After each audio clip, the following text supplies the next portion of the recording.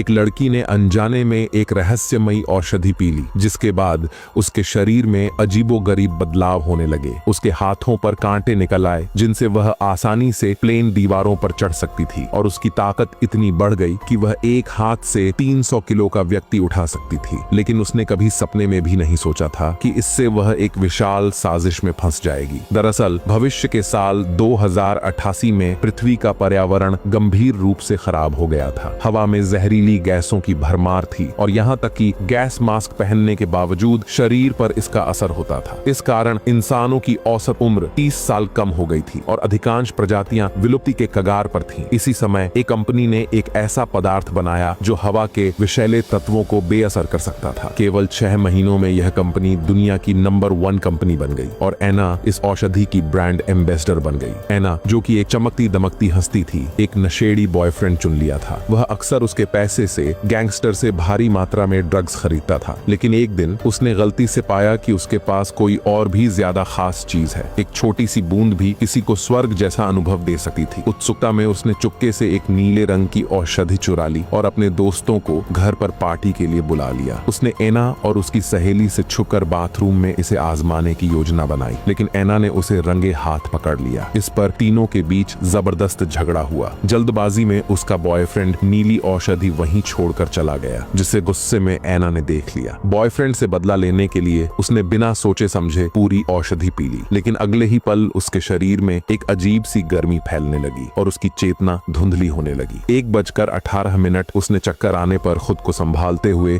एक बाथटब में ठंडा पानी भर लिया और कपड़े उतार कर उसमें कूद गई। इससे वह किसी तरह उस असामान्य गर्मी को काबू में कर पाई। दूसरी तरफ उसका बॉयफ्रेंड को जब औषधि की चोरी का एहसास होता है तो देखता है कि गैंगस्टर वहां पहुंच चुके हैं। वह तुरंत बाथरूम की ओर भागता है, लेकिन औषधि नहीं मिलती। बॉयफ्रेंड लाख सफाई देता है, लेकिन गैंगस्टर उसकी बातों पर यकीन नहीं करते और उसे बुरी तरह पीट देते हैं। लेकिन किसी ने नहीं सोचा था कि अचानक वह गैंगस्टर की बंदूक छीन लेगा। हालांकि कई गैंगस्टर एक साथ उसे काबू कर लेते हैं। इस बीच बाथरूम में भीषण लड़ाई हो रही थी। नीचे गिरने के बाद भी एना को कोई चोट नहीं आई, लेकिन उसका बॉयफ्रेंड अब सांस नहीं ले रहा था। एना को दुखी होने का समय नहीं मिला और वह उठकर बाहर भागने लगी। घबराहट में उसने एक कार को रोका और तुरंत बेहोश हो गई। शुक्र है कि आदमी ने उसे अनदेखा नहीं किया और तुरंत उसे कार में बिठाकर वहां से ले गया। अगले दिन तक एना बेहोशी की हालत में थी। सोफे पर लेटी हुई एना को देखकर आदमी के मन में बुरी नीयत जाग उठी, लेकिन जैसे ही वह अपनी योजना को अंजाम देने वाला था, एना समय रहते जाग गई और वह बच गई। घबराहट में वह बाथरूम में भाग गया और देखा कि उसके हाथों पर अजीब पपड़ी जम गई है, जो कितनी भी कोशिश करने पर नहीं निकल रही थी। और सबसे डरावनी बात यह थी कि एना के सोचते ही उसकी कोहनियों से नुकीली हड्डियां बाहर आने लगी। इस असामान्य बदलाव को वह स्वीकार नहीं कर पाई और अपना जांच कराने अस्पताल गई, लेकिन अस्पताल में सांस के मरीजों की भीड़ थी और डॉक्टर व्यस्त थे। मजबूरी में एना ने डॉक्टर को एक कोने में खींच लिया, लेकिन जैसे ही उसने अपना मास्क हटाया, डॉक्टर डर के मारे अपनी सुध बुद्ध खो बैठा, मानो एना को कोई घातक संक्रामक बीमारी हो। एना को ऐसा लगा कि उसे अब एक राक्षस समझकर अलग थलग कर दिया जाएगा। इससे बचने के लिए वह वहां से भाग खड़ी हुई। अनजान जगह पर होने की वजह से वह इधर उधर भटकने लगी, लेकिन दुर्भाग्य से वह एक बंद गली में पहुंच गई। अचानक उसके हाथों पर सफेद रोएं उग आए और वह दीवार पर चढ़ने लगी। यह देखकर वहां मौजूद लोग भौचक्के रह गए। शुक्र है कि एना की स्थिति किसी को पता नहीं चली और वह सुरक्षित बच गई। अस्पताल से निकलने के बाद जिसके पास दोस्त कम थे, वह अपनी उस सहेली के पास गई जिसने उसे धोखा दिया था। वहां उसे पता चला कि उसके शरीर में और भी अजीब बदलाव हो रहे हैं। उसकी गर्दन की त्वचा सड़ने लगी थी और उसके नाखून गिरने लगे थे। इन घटनाओं ने एना को परेशान कर दिया। सहेली ने भी लगातार सवाल पूछने शुरू कर दिए। गुस्से में एना ने आपा खो दिया और उससे झगड़ने लगी। तभी फोन की घंटी बजी। फोन पर किसी अज्ञात व्यक्ति ने कहा कि वह एना की स्थिति को समझता है और उससे मिलने पर वह सब कुछ सामान्य कर सकता है। हताश एना ने तुरंत मिलने के लिए हाँ कर दी और भीड़ भाड़ वाली जगह मिलने का समय तय किया। एना ने अपनी सुरक्षा के लिए यह योजना बनाई थी, लेकिन उसे अंदाजा नहीं था कि सामने वाला उसे सबके सामने जबरन अगवा कर लेगा। यह देखकर पास खड़ी उसकी फ्रेंड ने एना के फोन की लोकेशन ट्रैक की और उसका पीछा करने लगी। वह एक खंडहरनुमा जगह पर रुकी और तुरंत पुलिस को फोन कर दिया। कुछ समय बाद एना को होश आया, लेकिन उसके हाथ बंधे हुए थे। उसने बहुत कोशिश की, लेकिन वह बंधनों को तोड़ नहीं सकी। अचानक उसने संघर्ष करना बंद कर दिया। उसके हाथों पर कांटे उगाए और उसने बंधनों को तोड़ दिया। भूख से बेहाल एना ने टेबल पर रखे कच्चे मांस को खाना शुरू कर दिया। तभी वहां 2 लोग आए आए और एना को शांत करने की कोशिश करने लगे। उन्होंने बताया कि यह औषधि उनके रिसर्च का हिस्सा थी, जिसका उद्देश्य मानव जीन को बदलकर हवा के जहर से बचाना था। लेकिन कंपनी को इससे नुकसान हो रहा था, इसलिए उन्हें ब्लैक मार्केट में रिसर्च करनी पड़ी। लेकिन एना को उनकी बात पर यकीन नहीं हुआ। इसी बीच पुलिस वहां पहुंच गई। स्थिति गंभीर हो गई। मार्क ने औषधि अपने साथी को देकर उसे पिछले दरवाजे से भागने को कहा। एना को समझाने का प्रयास जारी था, लेकिन तभी पुलिस ने दरवाजा तोड़कर प्रवेश किया। चौंकाने वाली बात यह थी कि एना को बचाया नहीं गया, बल्कि उसे हत्या के आरोप में गिरफ्तार कर लिया गया। पुलिस ने उसके बॉयफ्रेंड की मौत का सारा इल्जाम एना पर लगा दिया। इसी तरह एना और एक अन्य व्यक्ति दोनों को पुलिस स्टेशन ले जाया गया। वहां पहुंची एना की फ्रेंड यह देखकर स्तब्ध रह गई, लेकिन डर के मारे कुछ नहीं कर सकी और बस देखती रह गई। पुलिस स्टेशन पहुंचने के बाद एना का शरीर और भी अधिक बदलने लगा। उसके कान गायब हो गए और उनकी जगह एक जानवर जैसे अंग ने ले ली। घबराहट में एना ने टोपी पहनकर खुद को छुपा लिया। तभी एक व्यक्ति उसकी जेल में आया। वह कंपनी का सीईओ एडी था। एना, जो कंपनी का मुख्य चेहरा थी, देखने और सच्चाई जानने का अधिकार एडी के पास था। लेकिन जब उसने एना की स्थिति देखी तो डरने की बजाय उसने तुरंत भारी रकम देकर उसे जमानत पर छुड़वा लिया और अपनी प्रयोगशाला में ले गया। एडी के कहने पर एना ने चुपचाप परीक्षण के लिए लेटने का फैसला किया, लेकिन उसे नहीं पता था कि यह निर्णय उसके लिए कितनी बड़ी परेशानी लेकर आएगा। परीक्षण के दौरान एडी को एना के बारे में एक चौंकाने वाला सच पता चला। उन्होंने पाया कि एना के शरीर के जीन अनुक्रम अब पूरी तरह मानव श्रेणी से बाहर हो चुके हैं। उसके जीन में विभिन्न जानवरों के लक्षणों का मिश्रण था। एडी ने इसमें बड़ा व्यावसायिक अवसर देखा। वह तुरंत मार्क के पास गया और उसे रिसर्च का परिणाम बताने के लिए कठोर यातनाएं दी। एडी को यकीन था कि कंपनी की मदद से वह जल्द ही और शक्तिशाली म्यूटेशन दवा तैयार कर सकता है, लेकिन मार्क ने कुछ भी बताने से इनकार कर दिया। जब यह तरीका काम नहीं आया तो एडी ने एना को निशाना बनाने की सोची। जब एना अचेतावस्था में थी और पूरी तरह होश में नहीं थी, तब एडी ने उसे बताया कि उसके शरीर में जीन म्यूटेशन के कारण एक एंजाइम बन रहा है जो हवा में मौजूद जहर को बेअसर कर सकता है। इसका मतलब था कि एना अब जहरीली हवा से प्रभावित नहीं होगी। उसने यह भी झूठ बोला कि इलाज के बाद एना सामान्य हो सकती है, लेकिन इसके लिए उसे पूरी तरह सहयोग करना होगा। एना ने बिना ज्यादा सोचे तुरंत समझौते पर हस्ताक्षर कर दिए, लेकिन जब वह अगली बार जागी तो उसने खुद को एक प्रयोगशाला के बिस्तर पर बंधा हुआ पाया। इस दौरान एडी कंपनी के चेयरमैन को रिपोर्ट कर रहा था। उसने बताया कि वह एना के खून से सीरम निकालकर एक नई दवा का निर्माण करने वाला है जो अमीरों को ऊंचे दाम पर बेची जाएगी। एडी को पता नहीं था कि एना की सुनने की क्षमता अब असामान्य रूप से तेज हो चुकी थी। उसने पूरी बातचीत सुन ली, भले ही उनके बीच साउंड प्रूफ शीशा था। जब एना को पता चला कि उसे सिर्फ पैसे कमाने का उपकरण बना दिया गया है तो वह गुस्से से भर गई, लेकिन वह कुछ कर पाने में असमर्थ थी क्योंकि उसे जिंदा रहते हुए ही खत्म करने की योजना बनाई गई थी। जैसे ही एडी ने खून निकालने की तैयारी शुरू की, एना फिर से बेहोश हो गई। एडी ने तुरंत आदेश दिया कि सीरम निकालने का काम शुरू किया जाए। जल्द ही 2 व्यक्ति प्रयोगशाला में आए। एना की ताकत से वाकिफ होने के कारण उन्होंने तुरंत उसे भारी मात्रा में एनेस्थेटिक इंजेक्शन देने की तैयारी की, लेकिन उन्हें यह नहीं पता था कि एना पहले ही होश में आ चुकी थी। दवा के प्रभाव से उसका शरीर पहले ही असाधारण रूप से ताकतवर हो गया था। उसने आसानी से दोनों को हरा दिया। फिर उसने उन्हें डराकर मार्क की लोकेशन के बारे में जानकारी हासिल कर ली। एना ने उंगली की पहचान का उपयोग करके दरवाजा खोला और दीवार के निर्देशों का पालन करते हुए तेजी से जेल की ओर बढ़ी। कुछ ही देर में वह मार्क की जेल तक पहुंच गई, लेकिन तभी गश्त कर रहे सुरक्षा गार्ड वहां आ गए। गार्ड ने जब देखा तो केवल जमीन पर पड़े कपड़े मिले। जैसे ही उसने कपड़े उठाकर देखा, उसे अचानक अजीब सी बेचैनी महसूस हुई। गार्ड ने बंदूक निकालकर बचने की कोशिश की, लेकिन उसने एना की ताकत को कम आंका। केवल अपनी ताकत के सहारे एना ने गार्ड को पूरी तरह परास्त कर दिया। फिर एना ने गार्ड की उंगली का उपयोग करके कमरे का दरवाजा खोल लिया। मार्क यह देखकर हैरान रह गया। जानकारी प्राप्त करने के बाद दोनों ने मिलकर बाहर निकलने की योजना बनाई और तेजी से भागने लगे। दूसरी ओर एडी को स्थिति का पता चल गया था। उसने तुरंत अपने सुरक्षा गार्डों को भेजकर पूरे प्रयोगशाला परिसर की तलाशी शुरू कर दी, लेकिन उसे यह अंदाजा नहीं था कि 2 घंटे पहले मार्क का दोस्त, जो दवा लेकर पहले ही भाग चुका था, चालक के वेश में प्रयोगशाला में घुस गया था। उसने न केवल बेसमेंट में टाइम बम लगाया, बल्कि लोकेशन के जरिए एना और मार्क से जुड़ने में भी सफल रहा। लेकिन तभी सुरंग में बड़ी मात्रा में नींद लाने वाला धुआं छोड़ा गया। यह एडी की चाल थी ताकि वह उन्हें बेहोश कर सके। तीनों ने समय गंवाए बिना कार ली और बेसमेंट से बाहर निकल गए, लेकिन बाहर बड़ी संख्या में सुरक्षा गार्ड थे जिन्होंने कार पर गोलीबारी शुरू कर दी। हालांकि वे भागने में सफल रहे। जैसे ही उन्होंने अंतिम गेट पार किया, एक बड़ा हादसा हो गया। गेट पर मौजूद गार्ड ने कार के टायर पर गोली मार दी, जिससे कार का संतुलन बिगड़ गया और वह पलट गई। गार्ड तुरंत वहां पहुंचे, लेकिन उन्हें केवल मार्क के दोस्त का पता चला। जैसे ही गार्ड बंदूक लेकर कार की ओर बढ़े, एना और मार्क पहले ही वहां से गायब हो चुके थे। टीम लीडर ने एक गार्ड को वहीं निगरानी के लिए छोड़ा और बाकी को पीछा करने का आदेश दिया, लेकिन उन्होंने मार्क के दोस्त को कमजोर समझने की गलती कर दी। उसने घायल होने का नाटक किया और जैसे ही गार्ड पास आए, उसने अचानक पलटकर हमला कर दिया। दूसरी ओर एना और मार्क एक बड़े पुल पर पहुंच गए, लेकिन मार्क अब और नहीं चल पा रहा था। उसे एहसास हुआ कि अगर वह और रुकेगा तो एडी उन्हें पकड़ लेगा। मार्क ने एना को आखिरी दवा की शीशी दी और उसे एक पते का जिक्र करते हुए वहां जाने को कहा। उसने बताया कि उस पते पर सैटर्न नामक व्यक्ति उसे मदद करेगा। एना ने ज्यादा समय बर्बाद नहीं किया और दवा लेकर गहरी खाई में कूद गई, जबकि मार्क पुल पर खड़ा देखता रह गया। कुछ समय बाद एडी अपने आदमियों के साथ वहां पहुंचा। उसे पता चल गया कि अब एना से कोई मदद नहीं ली जा सकती, लेकिन वह पूरी तरह निराश नहीं हुआ, क्योंकि उसके पास अब भी मार्क था। उसने फैसला किया कि किसी भी तरह मार्क से दवा का फॉर्मूला प्राप्त करना होगा। कहानी के अंत में एना पूरी तरह से एक अर्ध मानव अर्ध जानवर में बदल चुकी थी। उसने सैटर्न को ढूंढ लिया और पूरी मानवता को बचाने की एक बड़ी योजना शुरू हुई।